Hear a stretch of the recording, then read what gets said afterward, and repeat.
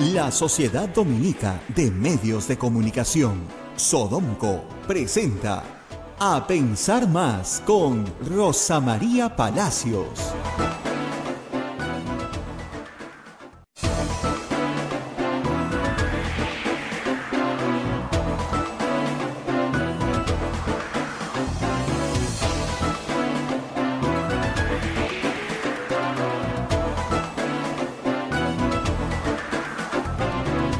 Señoras, señores, muy buenos días. Bienvenidos a Pensar Más con Rosa María Palacios a través de las emisoras de la Sociedad Dominica de Medios de Comunicación, Sodonco.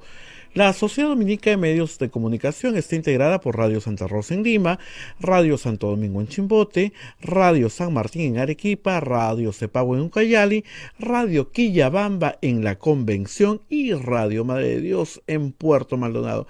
Emisoras dominicas del Perú. Se une otra red de radios como es Radio Huánuco en Huánuco, Radio La Voz de Ayacucho en Ayacucho, Radio Pública en Puno, Radio Moro en Ancas, Radio Cumbre en Huancayo, la radio del Arzobispado de Huancayo, Radio Estación Solar en Abancay, Radio Oriente en Yurimagua, Radio Los Ángeles en Cajamarca, Radio San Valentín en Lampa, Radio Activa en Cerro de Pasco, Radio Continental en Huanta, Onda Digital TV y Fuego TV se unen a esta transmisión en este y en otros horarios. También AM Tagua nos pone en podcast en todo el Perú y el mundo. Y también tenemos las plataformas móviles, el Facebook de Radio Santa Rosa, el Facebook de Radio Quillabamba, el canal de YouTube de Radio Santa Rosa que está transmitiendo en vivo y también la página web www.radiosantarosa.com.pe. Esas son nuestras formas y nuestras maneras de que llegamos a todos ustedes a través de todo nuestro territorio nacional y fuera del país, y les agradecemos mucho la gentil audiencia. Hoy día es 15 de junio del año 2022 y si usted quiere colaborar con nosotros tiene el PayPal, entra a la página web y captura allí en nuestra ahí están todos los datos, PayPal, y puede colaborar con nosotros. Queremos agradecer a las personas que tan gentilmente y amablemente siempre colaboran con Radio Santa Rosa y también las billeteras electrónicas que tenemos y usted puede captar el código QR y ayudarlos, ¿no? Hoy día 15 de junio del año 2022 y bueno, Rosa María ya va a estar con nosotros porque hay mucho que comentar. Ayer se detuvo, por el día de ayer, la elección del defensor del pueblo. Ayer estuvimos con la doctora Eliana Rebollar, defensora del pueblo. No sé si eso habrá hecho repensar a la señora presidenta del Congreso, pero se dijo algunas cosas que clarificó el panorama, ¿no? Y también el caso de la señora Dina Boluarte que está avanzando. Todo eso Rosa María nos va a comentar en unos instantes. ¿Ya está con nosotros? En breve estará con nosotros Rosa María. Y también lo que ayer hubo una entrevista bastante peculiar en el programa del señor Jaime Chincha, donde habló el ministro de Cultura, que ahora es traductor, jefe de Relaciones Públicas, jefe de prensa del presidente de la República. Hoy 15 de junio, queremos enviar un cariñoso saludo a todos los cultores, trabajadores del arte andino en nuestra patria. El 15 de junio del año 2006, el presidente Alejandro Toledo firmó un decreto que declaró que los 15 de junio de cada año, un día como hoy, se celebre el Día de la Canción Andina, ¿no? En antesala al Día del Campesino. Esto pasó el 2006, ya estamos a 2022 y miren todos estos años y hay que saludar a todos los que cultivan el arte andino y de manera especial la que fue gestora, que es una querida compañera de esta casa, doña Amanda Portales. Bien, ahora sí ya estamos con Rosa María, ¿sí? ¿Ya? Rosa María, ¿cómo estás? Muy buenos días, un gusto saludarte en esta fría mañana limeña. Sí, pero con un poquito de sol por acá. Acá en Miraflores Por aquí. Sale algo de sol. Qué Parece bueno, increíble. qué bueno. Parece increíble con todo este frío, ¿verdad?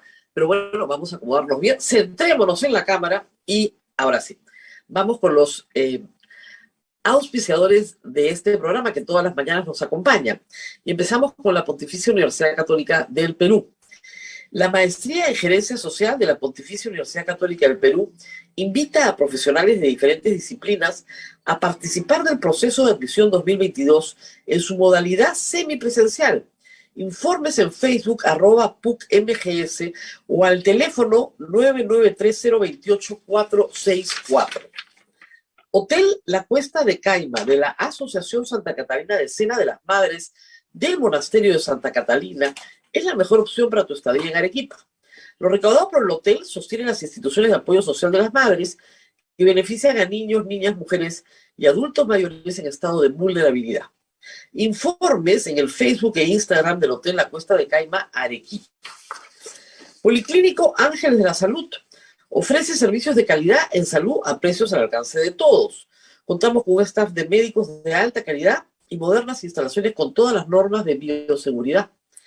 Calle Antero Peralta, A10, Urbanización San José, Humacoyo, frente a la Iglesia del Sagrado Corazón de Jesús, en Arequipa. Colegio Sagrado Corazón Sofiano, 74 años al servicio de la educación en Arequipa, formando integralmente a la niñez y juventud desde la pedagogía de luz y verdad. Colegio privado bilingüe Reina de los Ángeles, situado en La Molina, Lima, tiene como meta la educación en las virtudes cristianas para construir una sociedad más humana, más fraterna y más feliz.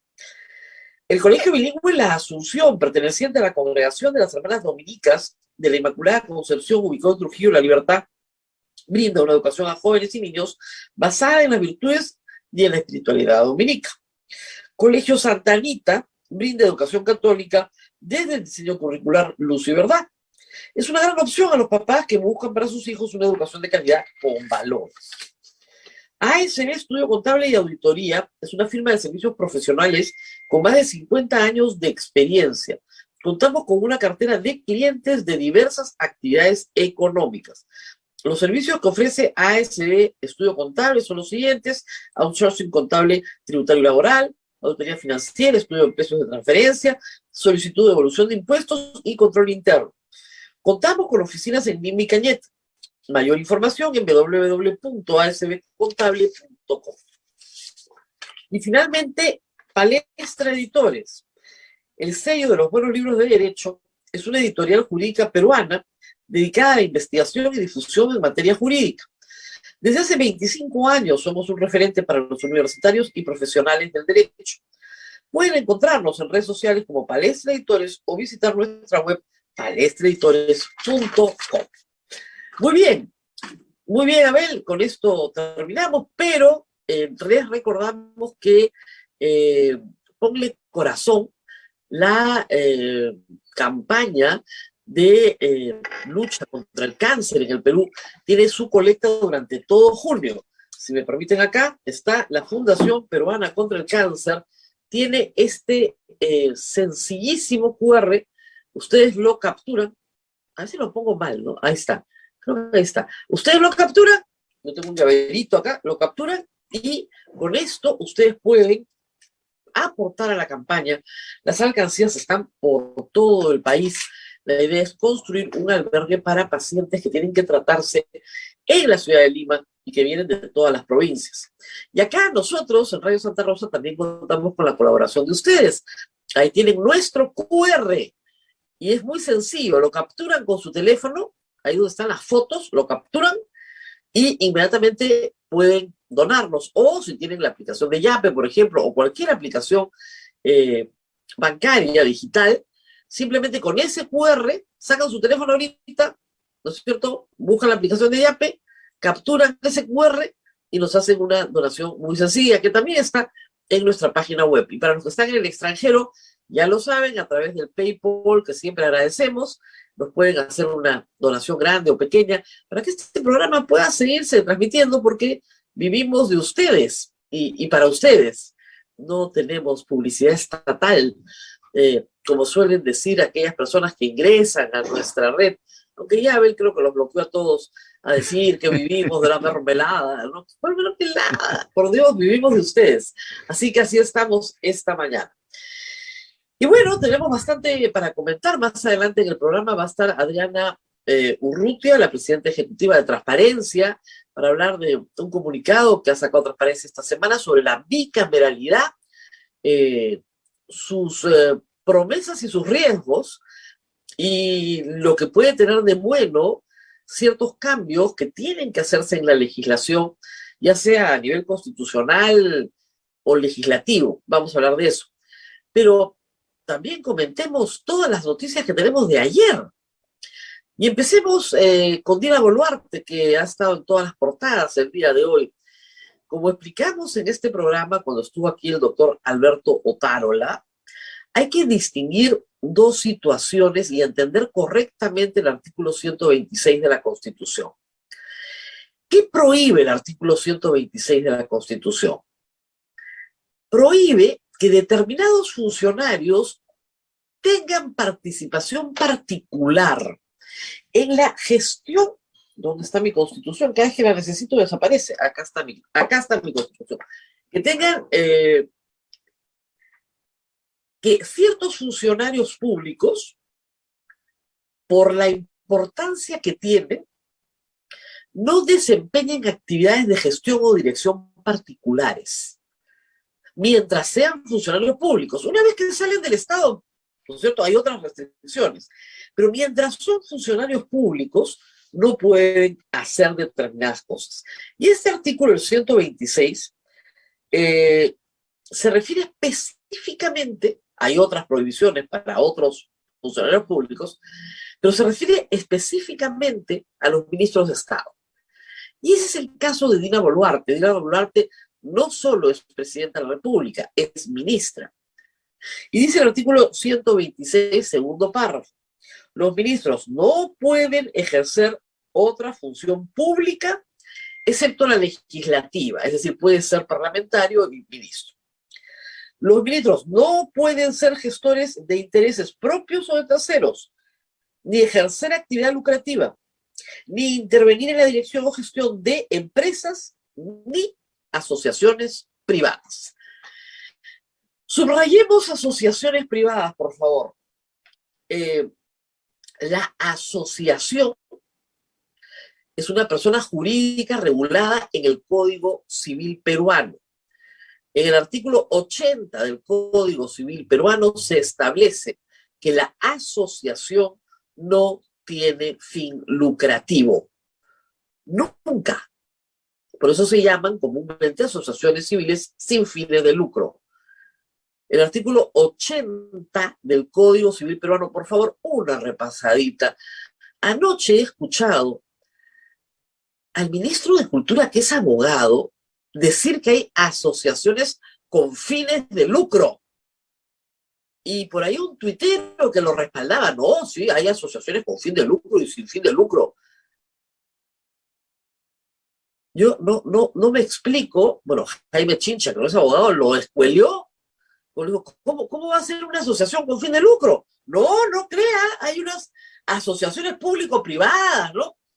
Yo escuchaba y decía, Dios mío, ¿cómo pasó el examen de grado? No sé de qué universidad es, pero señores del jurado, creo que no preguntaron lo que tenían que preguntar, ¿no? Miren, el Código Civil regula 3 tipos de personas jurídicas civiles: la asociación, la fundación y el comité. Es la típica pregunta que te tienes que aprender para el examen de grado, ¿verdad? La ley de sociedades regula la sociedad anónima, ¿no es cierto? Las sociedades, la abierta, la cerrada, ¿no es cierto? La sociedad de responsabilidad limitada. ¿Por qué? Porque las sociedades de naturaleza comercial sí tienen fin de lucro. Y las que están en el Código Civil no tienen fin de lucro. Entonces, cuando yo digo sociedad, jurídicamente yo digo una cosa. Cuando yo digo asociación, jurídicamente yo digo otra cosa. No es lo mismo. Ahora, si yo utilizo el verbo asociarme en el sentido de formar un consorcio de personas jurídicas o de personas jurídicas públicas y privadas, una APP, yo no estoy formando una asociación civil sin fines de lucro. ¿Qué le pasa al ministro? Y este es ministro de Cultura, felizmente no es el asesor legal del presidente de la República. Pero de verdad es vergonzoso. La señora ministra Dina Boluarte no puede, no debe, está prohibida de ser gestora de una asociación privada como el Club Apurímac. No puede gestionar ni dirigir. ¿Ok? Reitero, vamos al artículo 126. Es que es clarísimo. No hay defensa, pobrecita, posible. De repente no hay mala fe.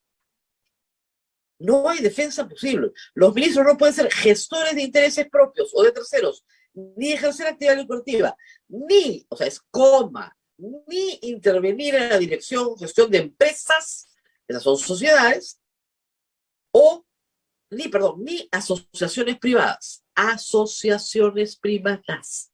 No puede. Cuando entrevistamos al doctor Otaro, a su abogado, no se conocía la gestión de obtener una licencia de funcionamiento. Y él nos dijo, miren, acá hay unos actos de subsanación de actas anteriores. Y está permitido por la ley subsanar.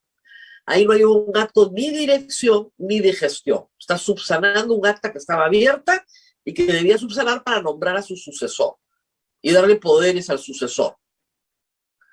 Hasta ahí, perfecto. Pero cuando Daniel Llovera saca más información en la cual hay hechos bien importantes. El primero es que todos los documentos de solicitud de licencia de funcionamiento del Club Apurímac, de su peña, su bar, su restaurante, están firmados personalmente por Dina Boluarte, que ya era ministra de Estado, los ha firmado en abril. Hacía meses que era ministra de Estado. Y no solo eso, sino que la señora Dina Boluarte ha hecho gestiones personales con el alcalde de Lima, solicitándole personalmente que le dé la licencia que está solicitando. Entonces la señora ha gestionado intereses particulares. No hay discusión. Ayer el ministro decía, bueno, pero sin fines de lucro. Esa no es la discusión. Ha hecho algo que no debía hacer.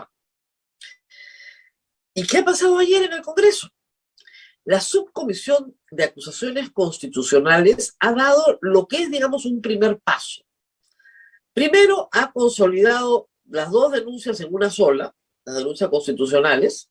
Había tres, pero ha consolidado dos de los propios congresistas en una sola.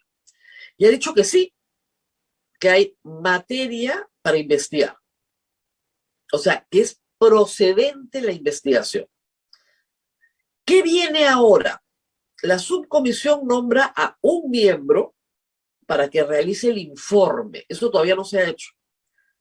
Ese informe, positivo o negativo, se somete al voto de la comisión. La comisión aprueba ese informe, por lo tanto, aprueba la acusación constitucional. Se eleva a la comisión permanente. Obviamente, Dina Boluarte tiene derecho a defenderse antes de que se vote en la subcomisión de acusaciones constitucionales. Se vota, se aprueba, y me parece que la van a aprobar por la votación de la cual vamos a hablar en un instante, y sube a la comisión permanente. Ahí de nuevo hay, digamos, una presentación del ponente de la subcomisión de acusaciones constitucionales. La señora Boluarte tiene derecho a la defensa y se vota. ¿Ok? Si se aprueba por mayoría, pasa ¿a dónde? Al Pleno del Congreso de la República. En el Pleno, de nuevo, se escucha a la señora Boluarte a la defensa, si lo tiene bien, se vota. Si se aprueba esa acusación constitucional, en lo que se refiere a delitos, inmediatamente se pone por ejemplo, patrocinio ilegal, tráfico de influencias, ¿no es cierto? Falsa declaración en documento público, porque hay una omisión de declaración, etcétera, se pone a disposición de la Corte Suprema. Y es el fiscal supremo el que acusa ante la Corte Suprema y se sigue el trámite penal. Pero si además hay una infracción de la Constitución, un concepto difuso, pero acá es bien claro, porque la ministra no ha hecho lo que el artículo 126 dice, entonces el Congreso puede tomar una decisión, que es la destitución, la suspensión o la inhabilitación hasta por 10 años para el ejercicio de todo cargo público. Las cosas están ocurriendo a toda velocidad. Hace apenas unos días hemos conocido esta noticia y ya está dado el primer paso.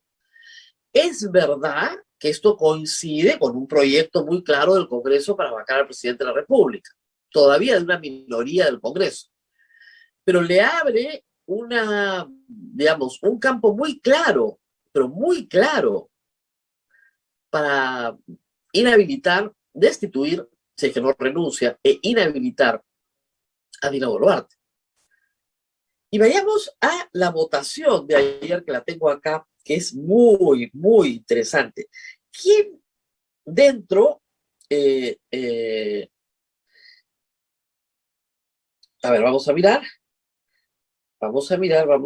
si me permiten un instante, estoy buscando la votación de ayer, quién dentro del grupo político, que conforma la subcomisión de acusaciones constitucionales, votó a favor y quién votó en contra de que se investigue. Vamos a ver. Subcomisión de acusaciones constitucionales. Votación del informe de calificación de la denuncia contra la vicepresidenta Dina Boluarte. El cuadro lo ha realizado Martín Hidalgo del Comercio. Y acá está bien claro. A favor, Rocío Torres y María Acuña de APP. Marta Moyano y Ernesto Bustamante y Hernando Guerra García, los tres de Fuerza Popular, a favor. Wilson Soto de Acción Popular, a favor. Alejandro Cabero de Avanza País, a favor. Alejandro Muñante de Renovación Popular, a favor. José Gerí de Somos Perú, a favor. Entonces tenemos a APP, a Fuerza Popular, a Avance País, a Acción Popular, a Renovación Popular y a Somos Perú. Y se representan la voz de sus partidos en el Pleno. La señora Dina Boluarte está hecha. Porque aquí sí hay más de lo que se espera. Y se necesitan 66 votos, ¿eh? Restando lo de la Comisión Permanente. Pero hay más. Solo dos congresistas del bloque magisterial votaron en contra. Paul Gutiérrez y Segundo Quirós. María Taipe de Perú Libre votó en contra también. Pero Alfredo Pariona de Perú Libre se abstuvo. Valdemar Cerrón de Perú Libre no votó, ni siquiera estuvo presente. Y Jorge Flores de Acción Popular se abstuvo también.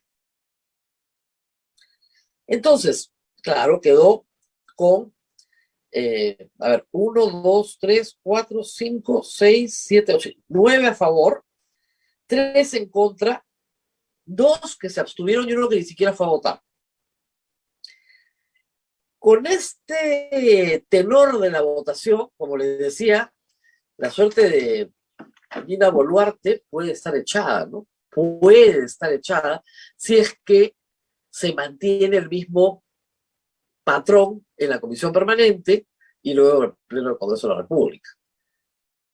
O sea, si se unen las bancadas, parte de Acción Popular, con Somos Perú, con APP, más Fuerza Popular, Renovación y Avanza País, pasa los 66 votos sin ningún problema. Y el punto acá es claro, o sea, sí hay una vulneración de lo que dice la Constitución.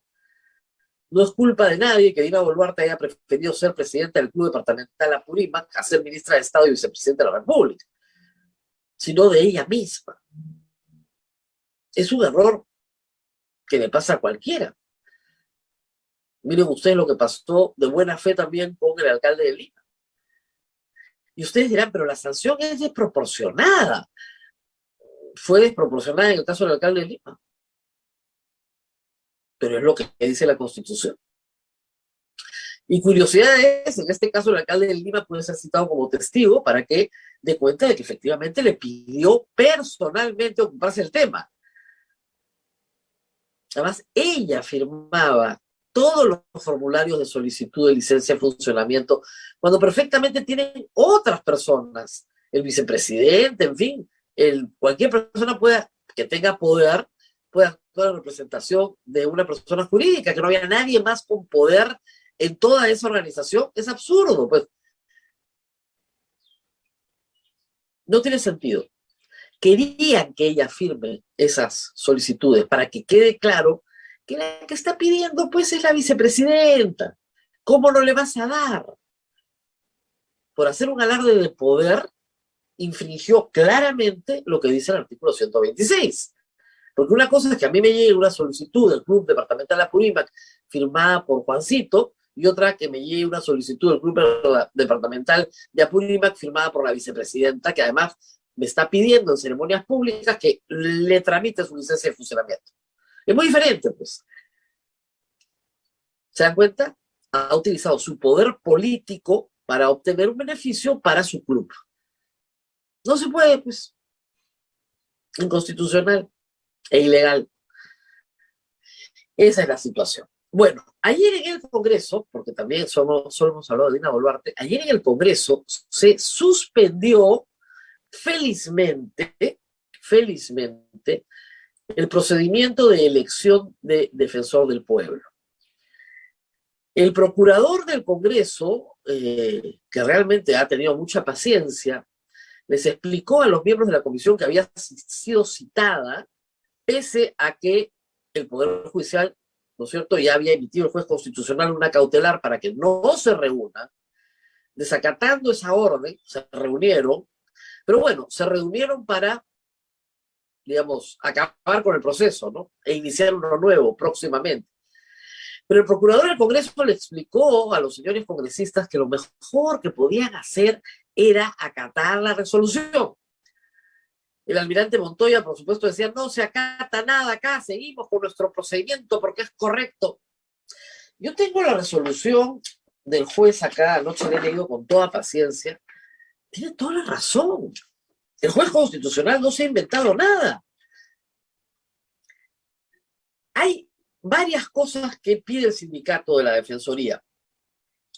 La primera es el tema de la señora Alba como miembro supernumerario de la comisión.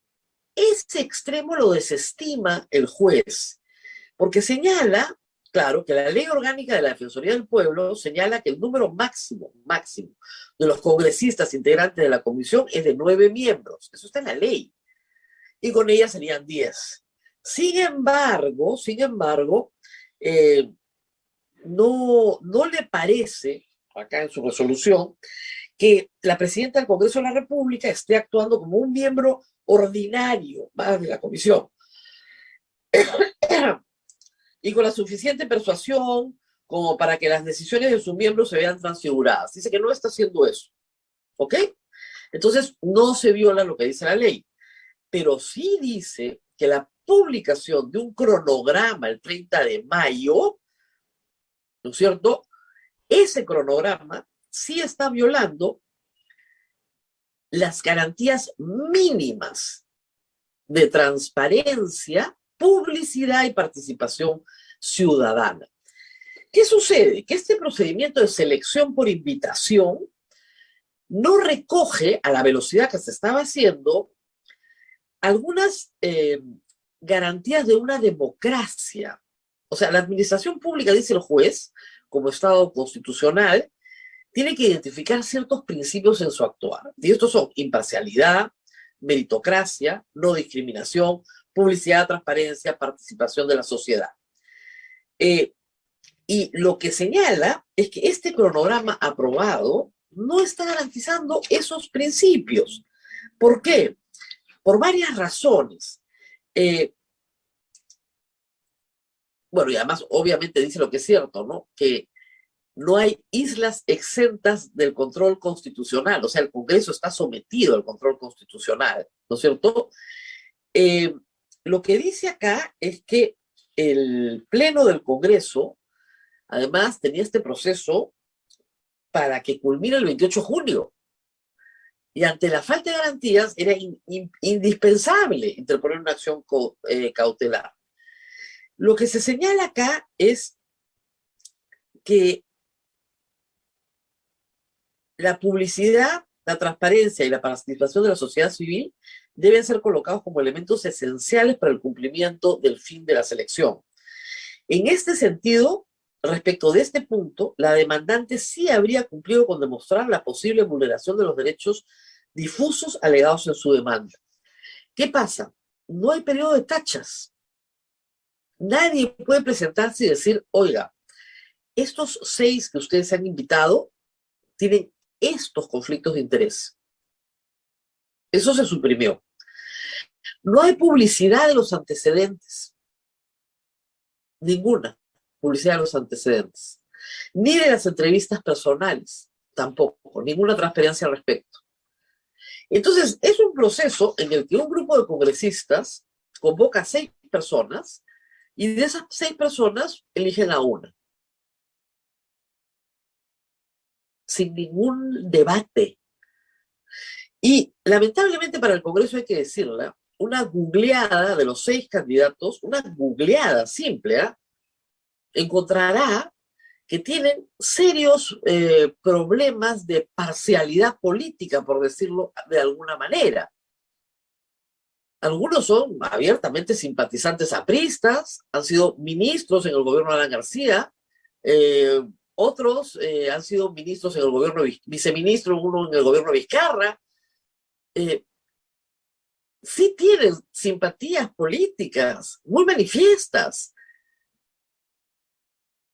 Entonces sería mejor buscar a gente neutral, ¿no?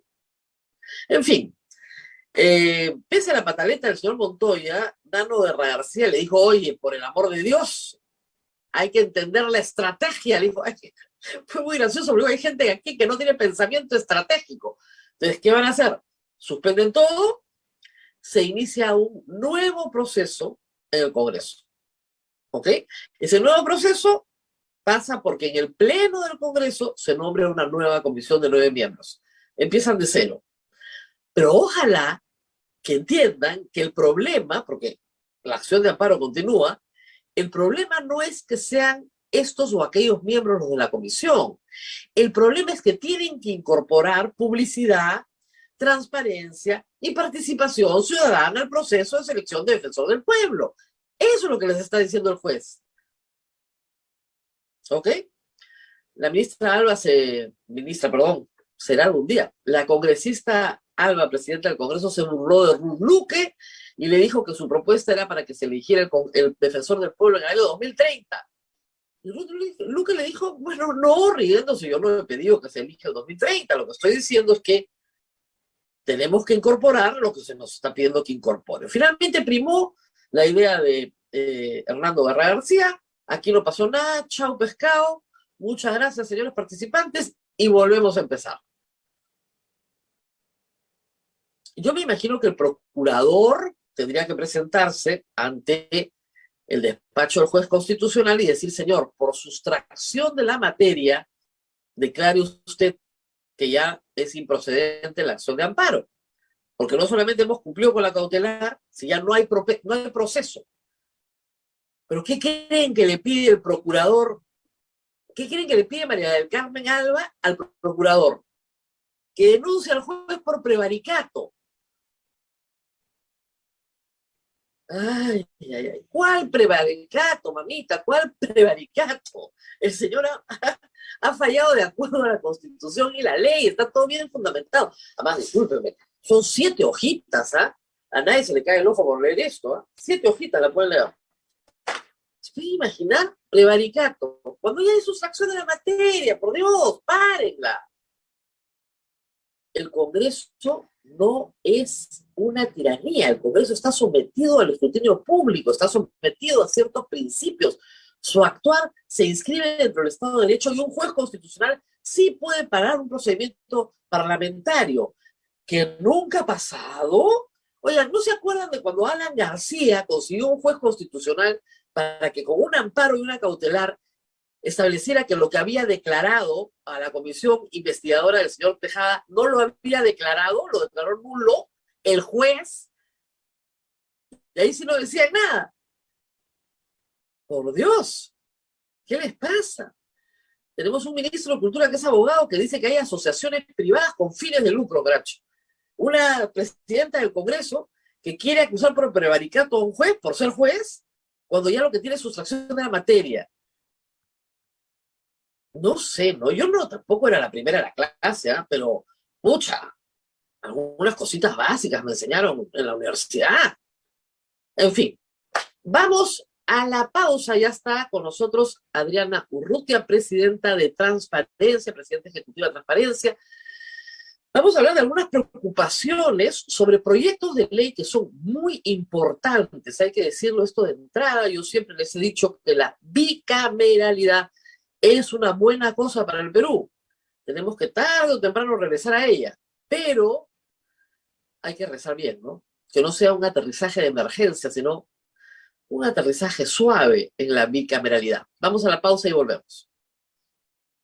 Así es, Rosa María, y agradecemos a Palestra Editores, novedades en Palestra Editores para toda la comunidad jurídica. Del 1 a hoy, 15 de junio, hoy último día, tendremos todo el fondo Palestra con un 20% en las librerías comunitas de San Isidro. Y también Palestra Editores es el sello de los buenos libros en derecho. Además, también gracias a ASB Estudio Contable Auditoría, una firma de servicios profesionales con más de 50 años de experiencia, contamos con una cartera de clientes de diversas actividades económicas como compañías industriales, comerciales, exportadoras, empresas de servicios, entre otros, oficinas en Lima y Cañete. Más información en nuestra página web asbcontable.com.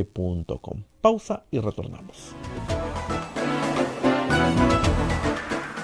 Sodomco, Sociedad Dominica de Medios de Comunicación.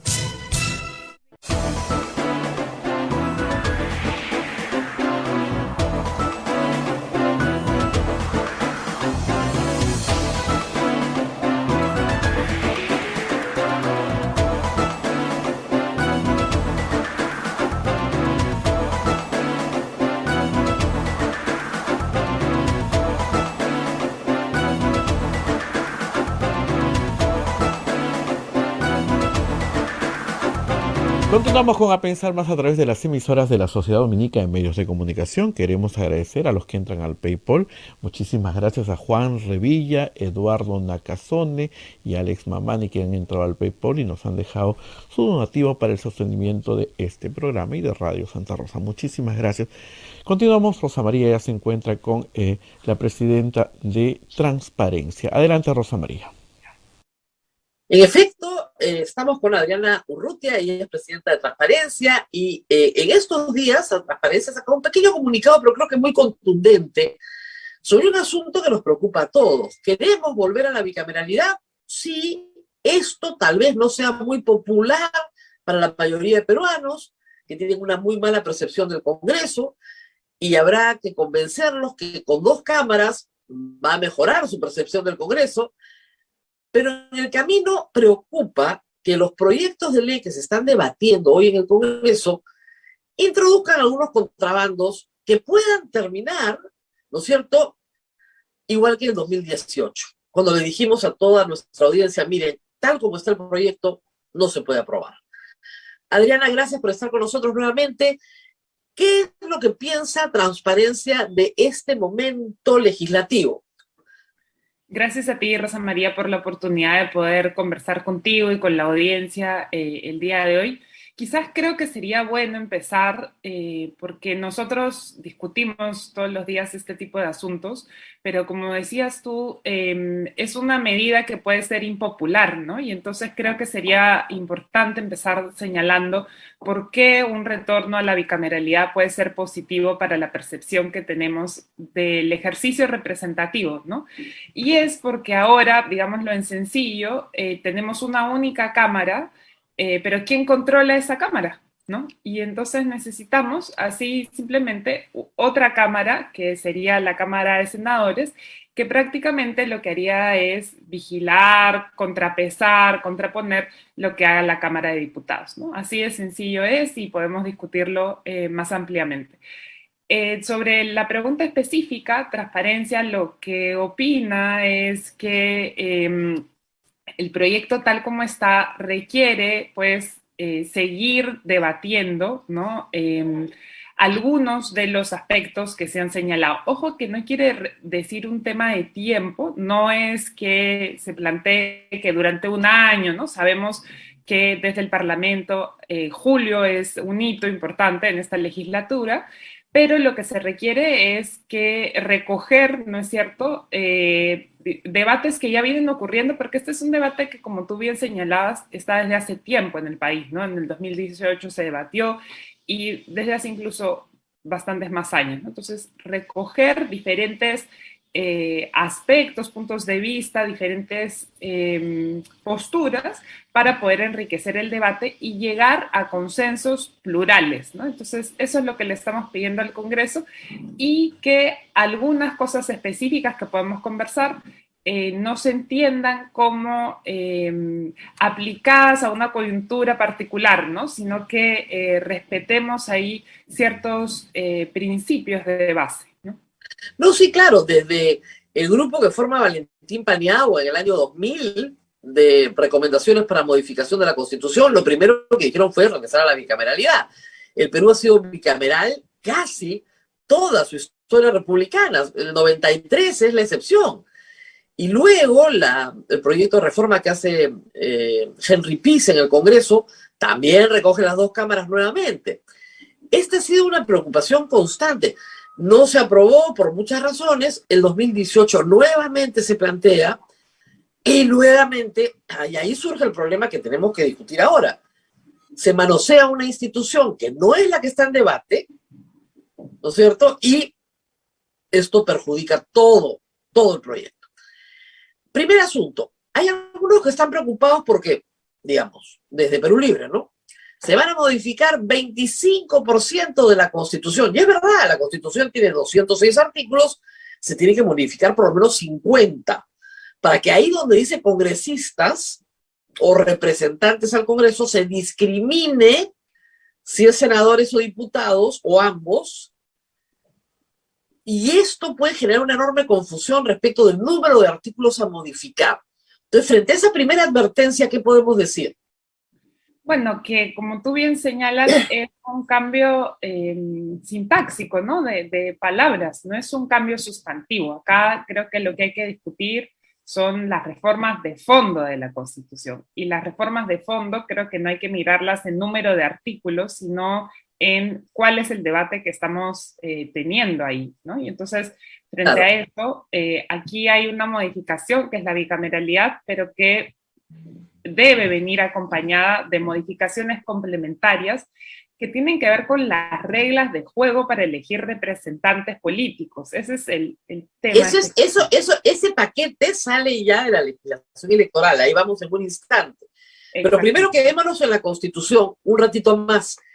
Entonces, lo que hay que explicarle al público, ¿por qué esta necesidad de diferenciar? Porque los que están familiarizados con la Constitución del 79, con la que yo estudié, recordarán que ambas cámaras en materia legislativa tenían una opción simétrica. O sea, las dos tenían iniciativa y las dos revisaban. La opción actual, correctamente, es asimétrica. La iniciativa legislativa es solo de diputados y revisa Senado, que está bien, porque eso es lo que toda la técnica legislativa te dice hoy, es la propuesta de la Comisión de Tuesta. Por eso es que hay que diferenciar artículo por artículo dónde están diputados y dónde están senadores. Tiene una razón lógica. Entonces, todo el mundo cálmese. Es asimétrica. ¿Ok? Y ahí, Rosa María, creo que es importante señalar que la bicameralidad asimétrica es un modelo que existe en la mayoría de países de América Latina, ¿no? Entonces, esto no es una cosa que el Perú, que en este momento, no. Nosotros somos la excepción, digamos, en la región, y es importante que estemos al día también en los modelos de instituciones que compartimos con los países de la región. Desde el punto de vista legislativo, hay un pro y hay un contra. El pro es la lentitud para emitir, ¿no es cierto?, una ley finalmente. Pero también podemos decir que el pro es, hay más reflexión, hay menos leyes inconstitucionales, hay más protección para las personas que se sienten vulneradas por un proyecto de ley. No, ¿Cómo medir eso? Más consenso, ¿no? O sea, nosotros estamos en un momento muy polarizado del país, donde más del 70% de ciudadanos siente que el Parlamento no los representa. ¿Por qué? Porque el tipo de leyes que se hace, lo que se discute ahí, no es un tipo de ley que resuelve los problemas cotidianos de la población. ¿Cuántas leyes estamos sacando ahorita, por ejemplo, sobre la hambruna o para hacer frente a la hambruna? ¿O dónde está la reforma de salud que es tan necesaria después de la pandemia, ¿no? O, no sé, en fin, un conjunto de medidas que deben permitir resolver los problemas públicos, porque para eso cogemos a congresistas, para que resuelvan esos problemas públicos. Y esas leyes no las estamos viendo. Si nosotros tuviéramos 2 cámaras, para ponerlo en sencillo, si el Congreso saca una ley que tiene que ver con declarar, porque hay mucha ley declarativa, tal monumento importante, el Senado debería, ¿no es cierto?, decirle, miren, esta no es prioridad en este momento, vayamos por otro lado, ¿no? Digamos, en sencillo, eso es lo que estamos buscando. Habría una mayor limpieza de la utilización de la palabra ley, ¿no? O sea, no la utilizarías para hacer leyes declarativas. Exactamente. Ahora, el aparato, digamos, constitucional no es tan complicado de reformar como el aparato legislativo que viene a acompañar una opción bicameral. Yo lo he explicado esto varias veces. Hoy tenemos más o menos un padrón de 25 millones de electores. En este Congreso, de cada 10 electores, solo 4 ven su voto convertido en un escaño. Porque no fueron a votar, por la nulidad, por la valla. Pero el 60% del padrón no tiene representante electo. Eso explica, yo me mato explicando, pero explica el desafecto que tenemos por el Congreso. Porque si el 60% del país no colocó a nadie en el Congreso, ni siquiera se siente responsable por el resultado. ¿Cómo cambiar eso? ¿Y en qué medida un Senado nos ayuda a cambiar eso? Sí, ahí creo que además del Senado, que podemos volver ahorita sobre eso, es importante que venga acompañado de una modificación de lo que llamamos los distritos electorales, ¿no? Así es. Porque, para darles un ejemplo, nosotros en Lima somos 1/3 de los electores, ¿no es cierto? Y estamos efectivamente, si bien es la mayor cantidad de congresistas la que viene de Lima, seguimos subrepresentados. Y el ejemplo creo más esclarecedor es San Juan del Lurigancho. San Juan del Lurigancho es en sí mismo un distrito que tiene tal cantidad de población que merecería por lo menos un único representante para que resuelva solo los problemas de ese distrito por la cantidad de población. Entonces sabemos que el día de ayer la congresista Adriana Tudela ha presentado un proyecto de reforma que debe ser complementario con el proyecto de bicameralidad. ¿Por qué? Porque así podemos tener un cambio, ¿no es cierto?, en cómo estamos representando el territorio nacional, que eso es una cosa que nos preocupa muchísimo, ¿no? Entonces, cómo le estamos dando la proporción necesaria a esa representación. Claro, y el Senado, para que se entienda, en Lima vivimos 10 millones de personas, ¿ok? Y tenemos 32 congresistas, entonces serán un montón. Pero en Madre de Dios, donde hay 400.000, tienen un congresista. Y ustedes dirán, qué poquito. No, proporcionalmente ellos están mucho mejor representados que los limeños. Ahora, si ustedes revisan esos 32 representantes de Lima, ¿dónde viven? Viven en 4 o 5 distritos. Ese es el problema. No viven en la ciudad completa, viven en 4, están además con un sueldito mejor, ya se mudan a un mejor barrio, entonces ni siquiera están donde están sus electores. Ese es un problema gravísimo. Y claro, este proyecto lo que hace es dividir la ciudad de Lima, por ejemplo, en 4, 5 o 6 distritos. Pueden ser binominales, no tienen que ser uninominales, aun cuando hay todo. El debate de los distritos uninominales o binominales va a ser muy complicado de sostener. ¿Por qué? Porque la mayoría del público no lo va a entender. Ese es el problema más grave. Sí, y ahí creo que tenemos que ser bien claros en decir, no estamos apostando para pagarle el sueldo a gente que no nos representa. Creo que hay que partir de eso. No son reformas que lo que buscan es meter al Congreso a gente que no va a hacer su trabajo. Son reformas que más bien al ampliar, digamos, al diversificar la representación, lo que buscan es precisamente que se postule alguien que está más cerca al ciudadano, ¿no? Entonces, es como mejorar, como si a mí me gusta plantear el Congreso como si fuera un empleo, ¿no? Entonces, tenemos un conjunto de candidatos para ese puesto, es mejorar a quién le llega la posibilidad de estar en ese empleo, ¿no? Y entonces así vamos a tener mejores candidatos que nos van a representar mejor y van a hacer un trabajo más pertinente que el que estamos conociendo ahora. A ver, mejoremos la oferta, señores, ¿ok? Tú, elector, que tienes que elegir, dices, pero los candidatos son pésimos. Bueno, lo que estamos tratando de hacer es que mejorarte la oferta, que tengas más opciones mejores. Ahora, esto habla bien del proceso, y hay varios proyectos. Además, también la congresista Tudela tiene el proyecto de renovación por la mitad de la Cámara de Diputados, a mitad del mandato, y yo creo que es un proyecto urgentísimo porque copiamos el sistema presidencial de los Estados Unidos, pero no copiamos esa institución que es muy importante porque desfoga, ¿no es cierto?, preocupación que pueden tener popularmente de que no me estén representando correctamente.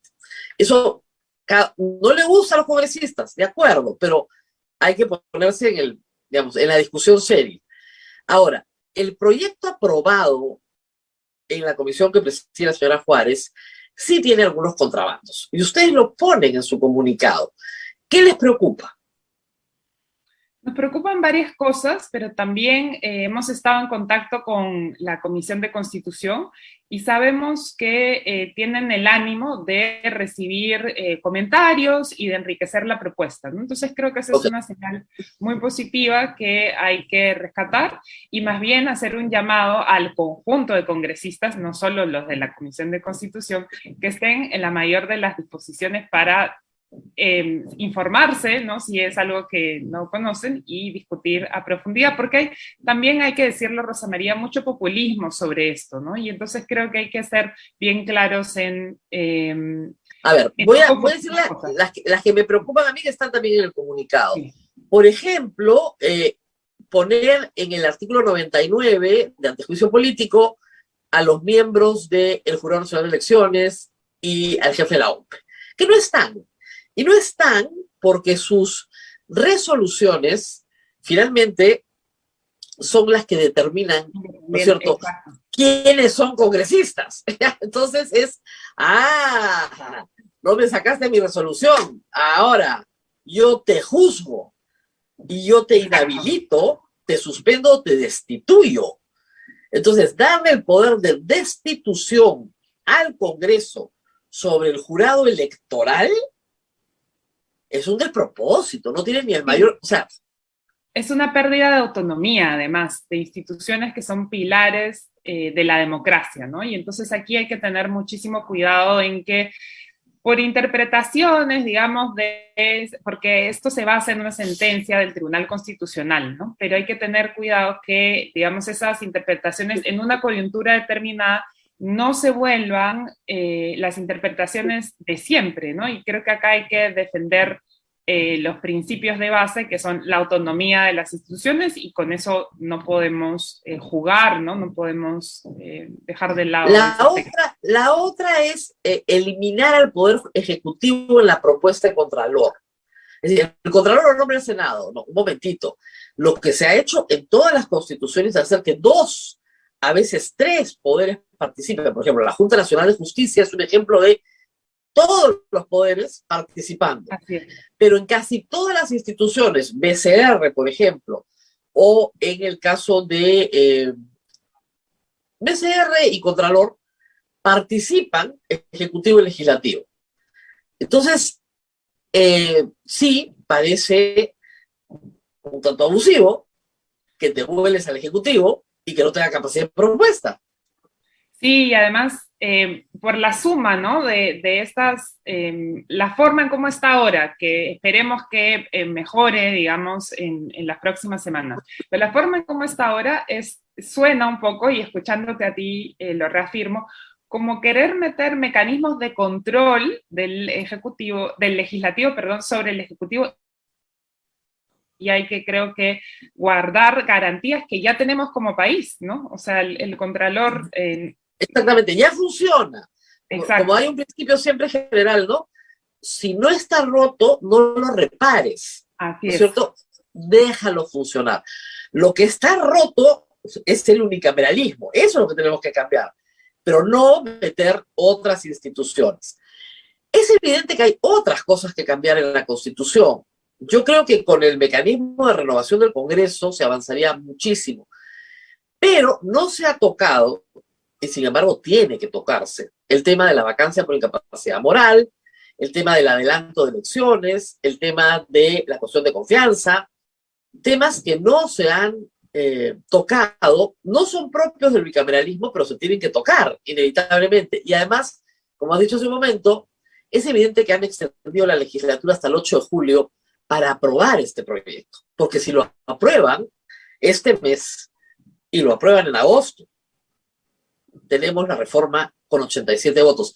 Si no lo aprueban con 87 votos, si lo aprueban con más de 66, lo lógico sería ir en octubre al referéndum sobre la bicameralidad. Eso sería lo lógico. ¿Es así o me estoy equivocando? Sí, se puede leer así, ¿no? Pero yo creo que hay que aprovechar esta voluntad, vamos a decirlo así, de hacer la reforma, porque necesitamos tener nuevas reglas de juego, ¿no? Y esperemos que esta rapidez, vamos a decirlo así, no se traduzca en algo que no tiene una discusión a profundidad, ¿no?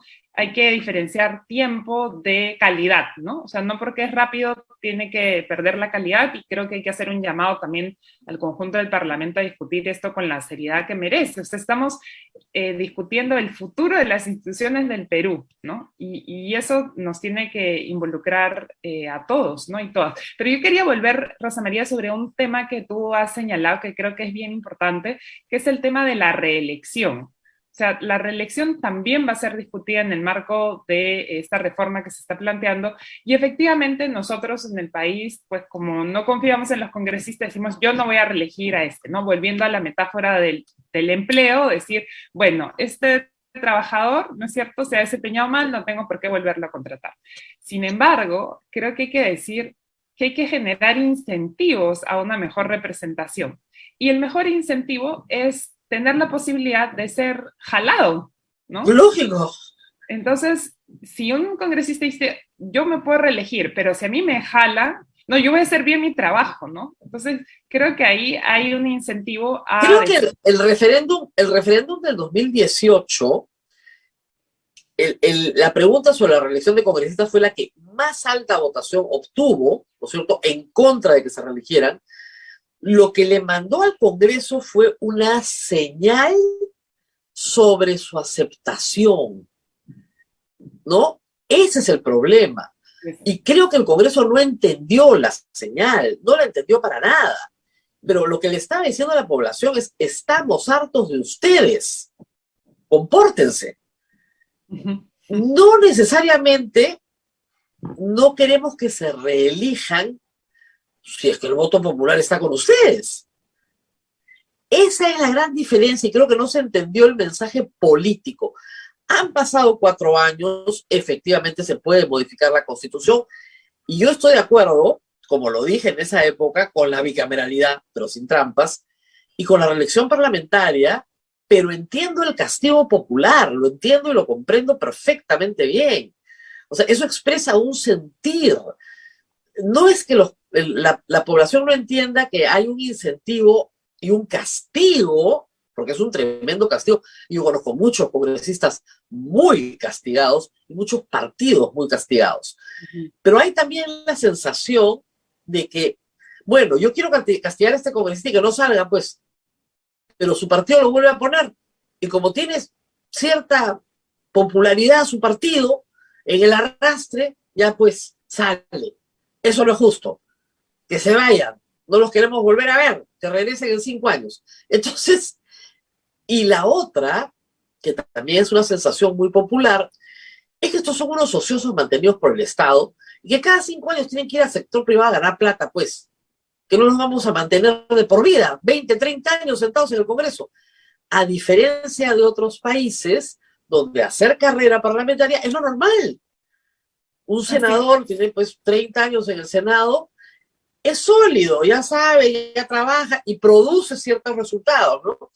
¿Cómo cambiar esa visión? Va a ser bien difícil. Y ahí porque también retomando esta idea que es un trabajo, como tú dices, ¿no? Hacer carrera es dedicarse a un trabajo político. Nosotros cada 5 años vamos a decirlo así, pagamos a un conjunto, a los quizás 130, seguro menos porque hay gente que viene a veces de otras experiencias previas, pero para que durante algunos meses, que pueden ser 3, 6, en fin, tengan una curva de aprendizaje, ¿no es cierto? Aprendan a ser congresistas, ¿no? Entonces, deberíamos sacar un cálculo de cuánto nos cuesta que los nuevos congresistas aprendan, que quizás, ¿no? Es un cálculo que merece la pena porque es el costo que nos cuesta cambiar la totalidad del Congreso, ¿no? Y una renovación, como la que está planteando la congresista Tudela, que tú has mencionado, es bien importante porque es a mitad de mandato decir, bueno, vamos a evaluarte, ¿no es cierto? Claro. Y no vamos a renovar a todos, porque efectivamente es bien valioso que la gente sepa hacer su trabajo, ¿no? Entonces vamos a renovar 1/3 o vamos a renovar la mitad, y de ese tercio, de esa mitad, hay que calificar y volver a contratar o despedir. Ahora, el proyecto de Ana Tudela, la idea es buena, digamos, está para discutirse, obviamente. Ella propone la renovación del 100%, o sea, 100%. Y volvemos a empezar. No es mala idea en el Perú. Yo al principio me pareció un poco audaz, pero pensándolo bien, tal vez no sea mala idea. Porque todos entran con el mismo boleto. Entonces yo tengo 2 años y medio para demostrarle a mi población qué sé hacer, qué no hacer, etc. Ahora, hay que explicarle a la población qué cosa puede esperar de un congresista. Y eso es tal vez el trabajo que el Congreso no hace. O sea, cuando me dicen, pero ¿por qué somos tan impopulares? ¿Por culpa de la prensa? No, porque ustedes no hacen docencia política y no le explican a sus electores qué cosa pueden hacer y qué cosa no pueden hacer. Y además porque tienen un ejecutivo que los invita a hacer cosas que son ilegales. Ilegales. Yo tengo acá congresistas que viven tramitando obras. Y yo ya no sé cómo decirles, por el amor de Dios, van a terminar todos presos. No hay forma. ¿Qué hacemos con eso? O sea, ni ellos mismos saben qué es lo que tienen que hacer. Y Transparencia ha gastado un montón de años, experiencia, docencia. Hay unos carteles bien bonitos en las puertas de todo el Parlamento que dicen, no puedo hacer esto, no te puedo conseguir trabajo, no puedo intervenir en tu juicio. ¿No? Está bien grande, pero no aprenden. ¿Qué hacer?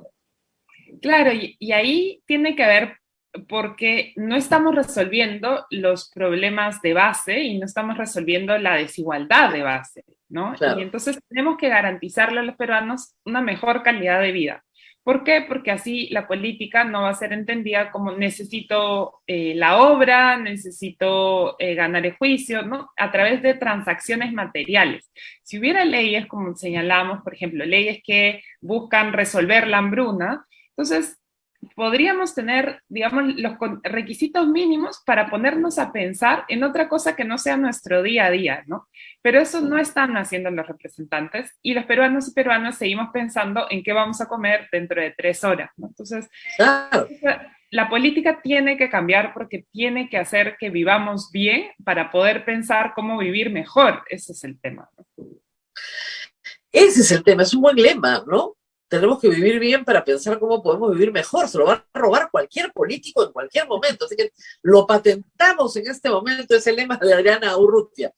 Muy bien, mucha gente nos pregunta, y yo tengo que decirlo, siempre lo digo, yo soy miembro de la Asamblea de Transparencia, no del Consejo Ejecutivo, voy cuando me llaman, pero ¿qué puede hacer una asociación como Transparencia para incidir en el proceso que estamos mirando, que estamos discutiendo?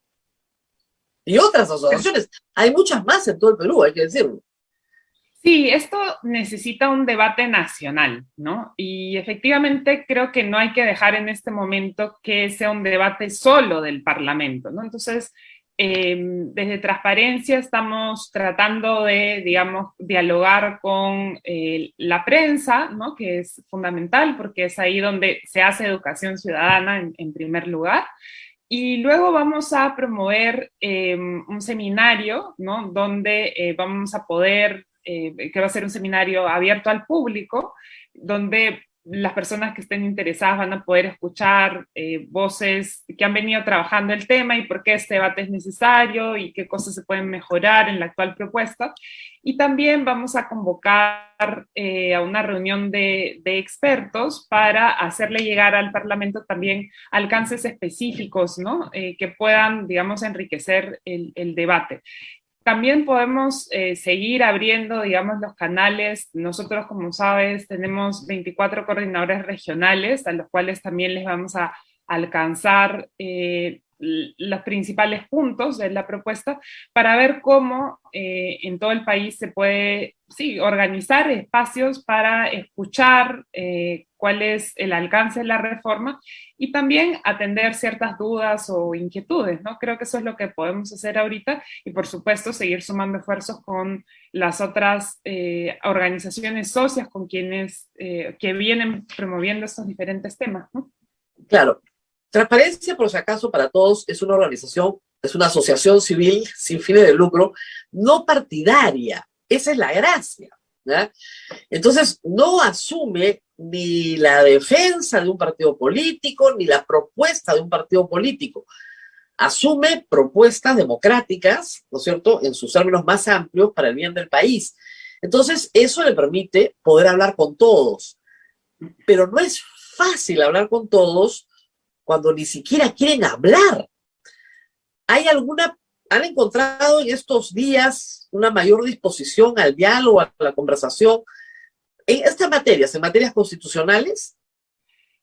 Sí, yo tengo la percepción que es a título personal que la magnitud de la crisis hace que estemos todos buscando salidas, ¿no? Y salidas constitucionales, como debe ser. Entonces, frente a eso, pues, si un cambio, ¿no es cierto?, de las reglas de juego nos va a permitir salir de la crisis, creo que estamos todos dispuestos a escucharlo, ¿no? Y en ese sentido, como tú bien señalabas, Transparencia tiene una tradición de generar lo que podría ser diálogos improbables, ¿no? Entre, digamos, partes de la sociedad que normalmente no se escuchan, y esperamos que en estos días, pues, poder también seguir generando esos diálogos improbables para que haya algunos consensos que vienen de estos disensos, ¿no? Y entonces creo que ese es el valor que queremos, con el que queremos contribuir al debate, ¿no? Y también, por supuesto, está sobre la mesa, aun cuando todavía no hay consenso, pero el proyecto está presentado, el proyecto de adelanto de elecciones, que yo promuevo particularmente, como saben, desde acá, porque creo que es la única salida posible, porque si no tendríamos que ir por salidas inconstitucionales, como la de la vacancia por incapacidad moral, que primero no tiene los votos y segundo es inconstitucional, pero sí creo que una propuesta de adelanto de elecciones con 66 votos y un referéndum podrían poner fin a una situación de crisis, porque lo que tenemos que estar claros es que estamos en una situación de crisis política. ¿Cómo ven ese proceso? A ver, efectivamente la situación de crisis es muy grave y yo quisiera rescatar, porque escuchamos todo el día la crisis y que todo es una crisis, ¿por qué es crítico? Y ya como lo venimos diciendo desde Transparencia, a través de una plataforma, que es la plataforma Vigilantes, ¿no? De la cual tú también has hablado en este programa, a través de informes, no se están atendiendo las necesidades de la población. Para darles un ejemplo, tenemos vacunas pediátricas que se están venciendo. El ritmo de vacunación se ha desacelerado, ¿no? Y eso está en el reporte de mayo de la plataforma Vigilantes. ¿Qué es lo que está pasando? Que la gente no está teniendo servicios básicos y universales como el acceso a la salud, para darles un ejemplo. Por eso es una crisis, porque los derechos mínimos no se están cumpliendo. Entonces, cuando uno escoge a un gobierno que no puede cumplir esos derechos mínimos, la crisis es tal que no es solo de políticos y de lo que pasa en el Parlamento, no, la crisis tiene que ver con la salud de la gente, ¿no? Y como decíamos, se está comprometiendo el futuro de la ciudadanía, ¿no? Y en ese sentido hay que discutir, creo, ampliamente como país las diferentes salidas constitucionales, como tú lo dices. Así es. Y hay dos factores. Primero, Transparencia promovió la firma de un compromiso de los dos candidatos en segunda vuelta.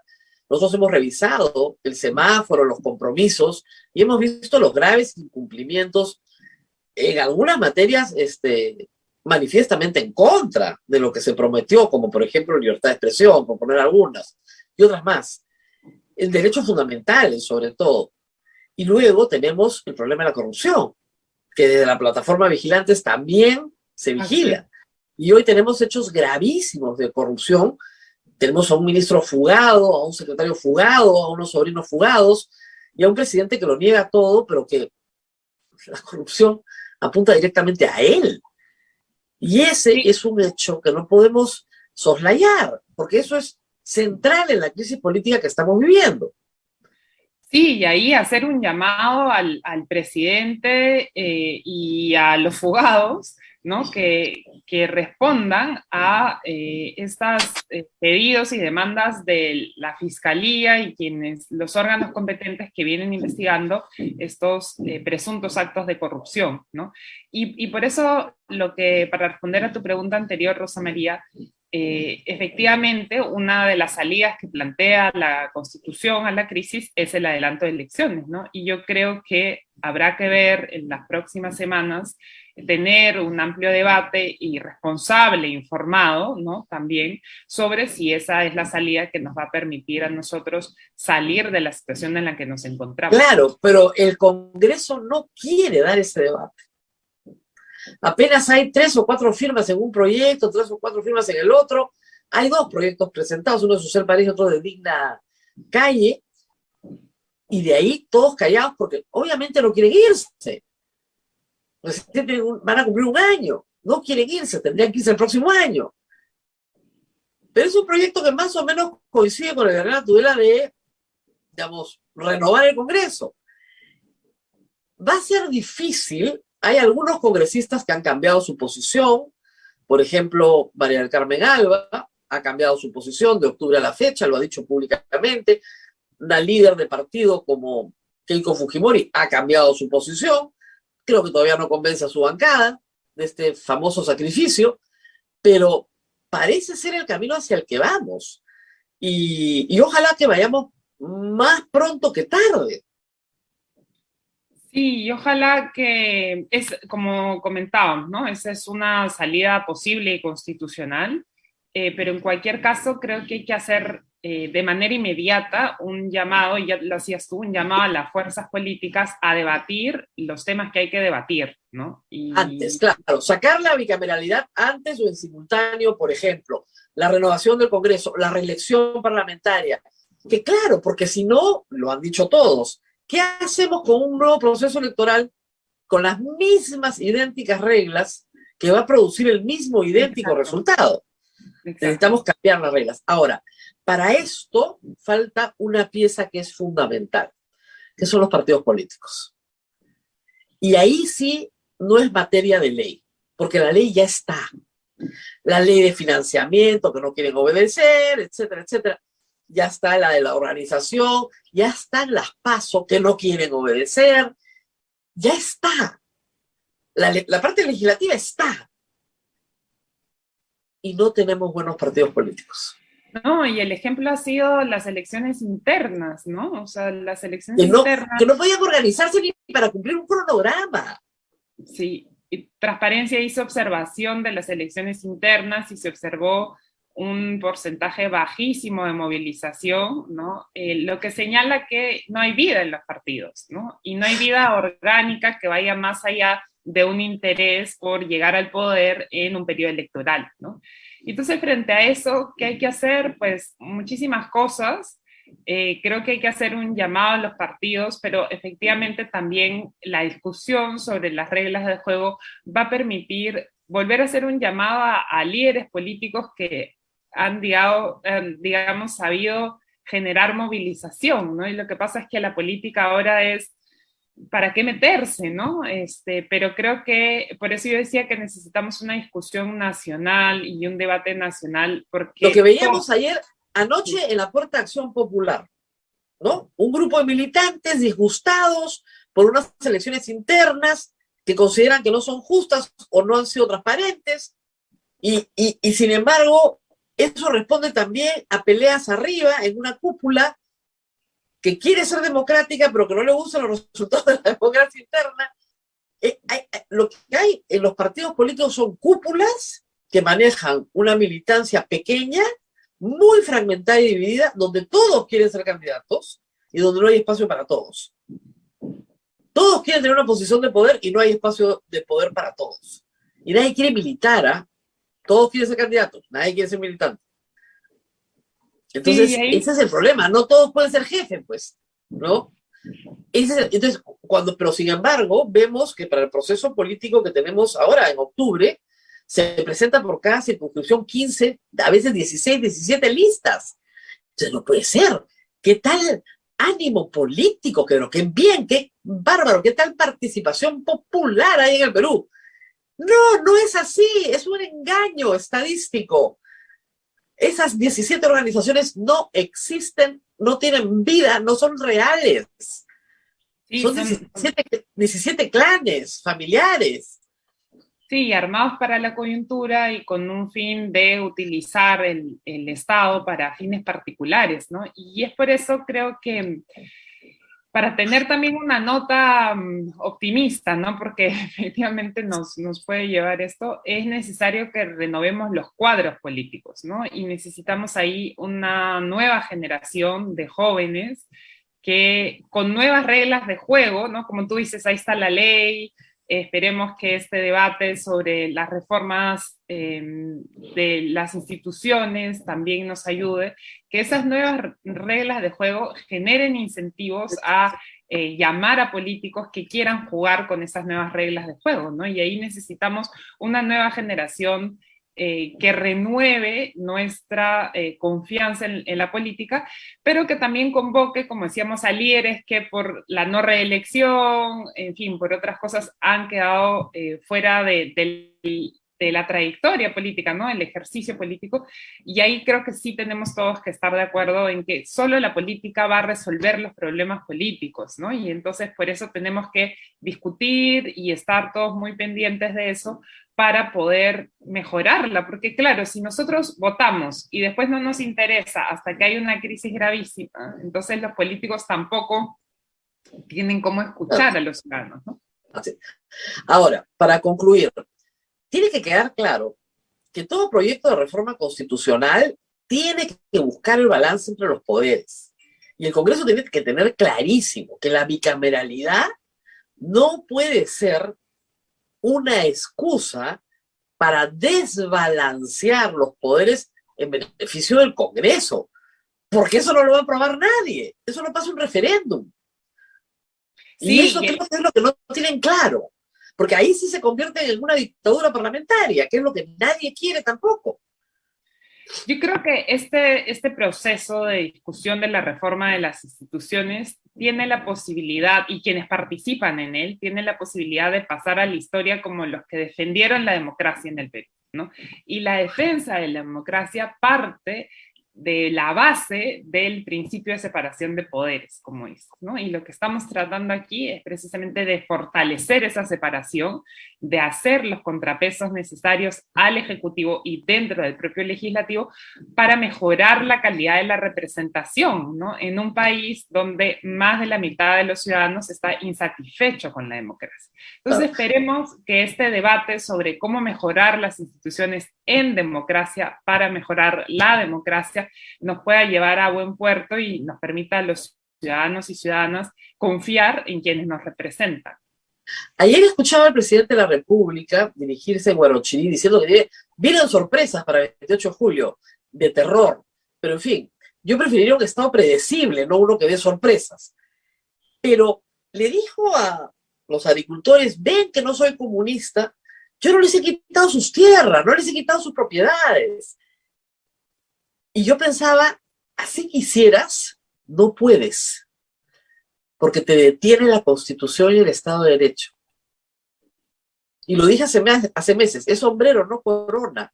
No elegimos a un presidente rey y no elegimos a un parlamento rey. No somos súbditos, somos ciudadanos.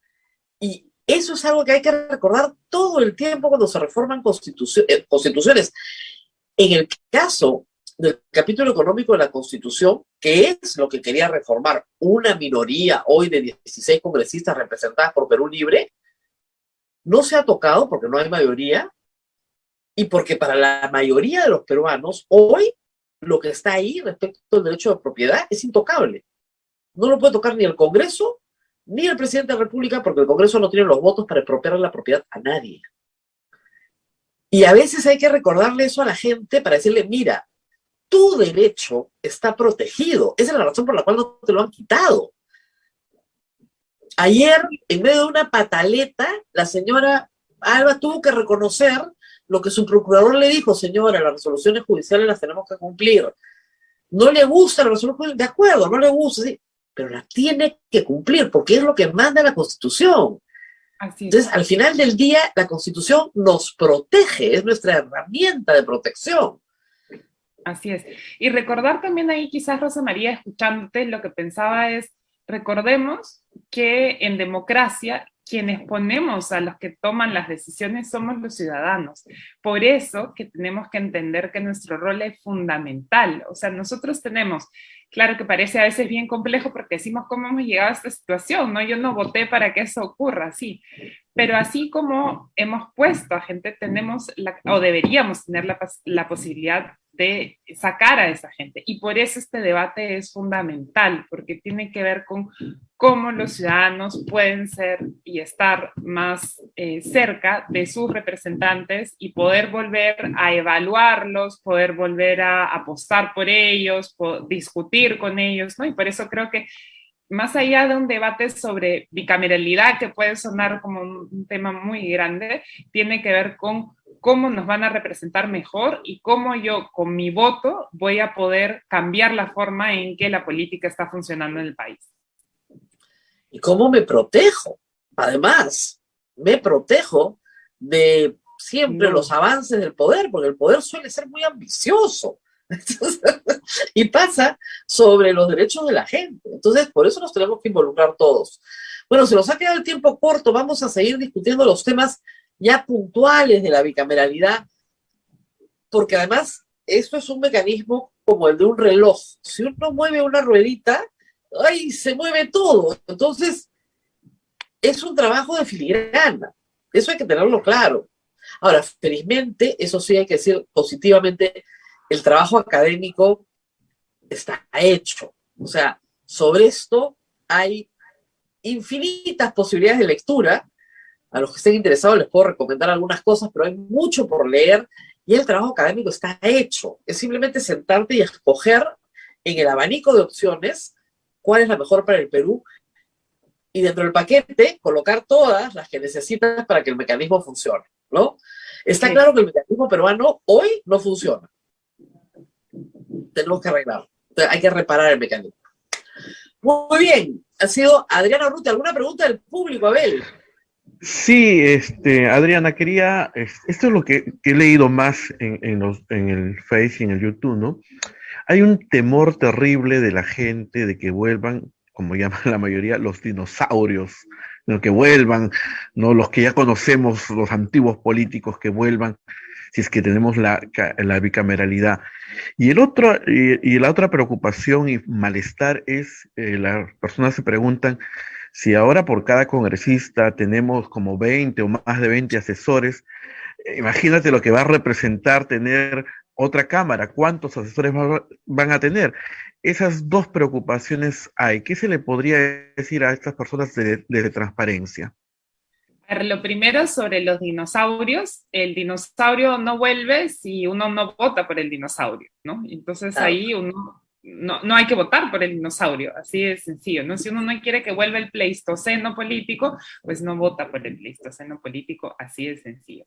Y sobre los asesores, creo que sería bueno, ahora que se está debatiendo, hacer alcanzar, ¿no? Los ciudadanos podemos hacer alcanzar a los congresistas preocupaciones, inquietudes, pero también iniciativas de ley, ¿no? Que señalen ese aspecto, ¿no? Creo que es un tema importante, vamos a tratar en la medida de lo posible de incluirlo. Porque, Adriana, ya no es solo el sueldo, ¿te das cuenta? Porque ya el sueldo ya lo tienen manejado. Es que no puede ser que el ratio sea 23 trabajadores por cada congresista. Así es, así es. Y lamentablemente la democracia, y digo lamentablemente, cuesta, ¿ok? Cuesta, pues. Ir a votar, hacer un proceso electoral cuesta. Hay que invertir en eso, es verdad. Ojalá fuera barata, pero no es barata, hay que invertir en eso. Pero tiene que tener algún sentido. Ahora, ahí también debe ser el elector.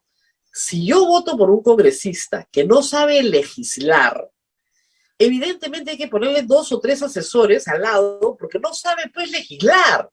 Entonces, si quieres ahorro, vota por el que tú crees que sí sabe legislar. Así es, así es.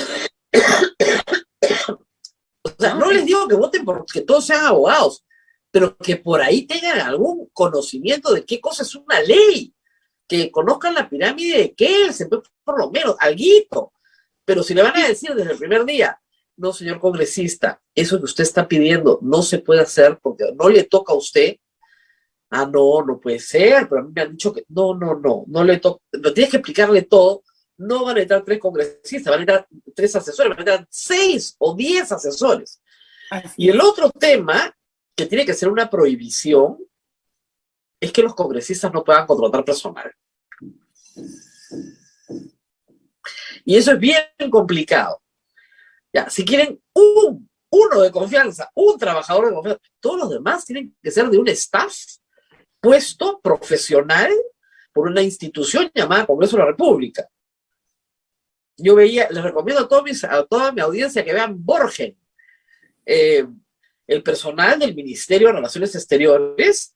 Uno le dice al otro, nosotros servimos hace 170 años a la administración pública y siempre somos los mismos, de carrera. Todos. Entonces la ministra le dice, te voy a extrañar, sí, pero va a venir otro al que vas a servir exactamente igual que a mí. Ya, eso es lo que tenemos que tener en el Congreso. Sí, que los hay, ¿no? Hay gente que digamos, hay personal de planta y hay personas que tienen mucha capacidad y experiencia, ¿no?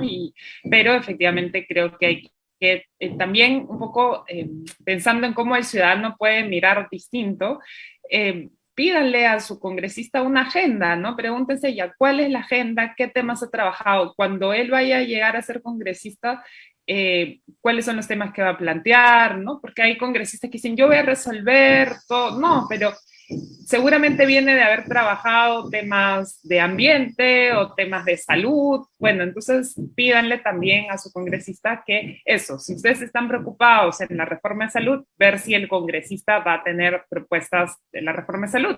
Y una vez electo, exigirle, ¿no? Que cumpla con esa agenda que él señaló, ¿no? Porque creo que es también un tema de agendas, o sea, no estamos exigiendo que haya agendas parlamentarias, estamos exigiendo que el Parlamento responda a coyunturas determinadas, ¿no? Y creo que eso es también deber, responsabilidad nuestra como ciudadanos de pedir ese debate, de pedir rendición de cuentas sobre ese debate. Claro que ahorita puede sonar como bien utópico lo que yo estoy señalando, ¿no? Pero creo que también tenemos que plantearnos ciertos parámetros para que el debate se vaya moviendo un poquito más hacia el fondo de la política, como decíamos al inicio. Ya sabe, no contribuya a que su congresista vaya preso. No le pida una obra pública. Sea amable con el poder del Estado que lo está escuchando. No le pida una obra pública. Señor alcalde, ciudadanos, etcétera. El congresista no tramita obra pública. Si tramita obra pública, puede terminar preso. Ya, a ver si de una vez se entienden. Muy bien, ahora sí, Adriana, muchísimas gracias. Vamos a estar atentos a este debate y a la participación de Transparencia. Y por supuesto, Transparencia siempre lista para octubre, para la observación grande de este año, con todos sus voluntarios a nivel nacional. Muchas gracias por haber estado con nosotros. Y gracias a ti, Rosa María. Bueno, Abel, nos vamos despidiendo. Nos vamos, Rosa María, gracias a Adriana Urrutia, presidente de Transparencia, y mañana nos reencontramos a las 8 de la mañana. Cuídense mucho. Chao, chao. Chao, Rosa María. Chao, chao.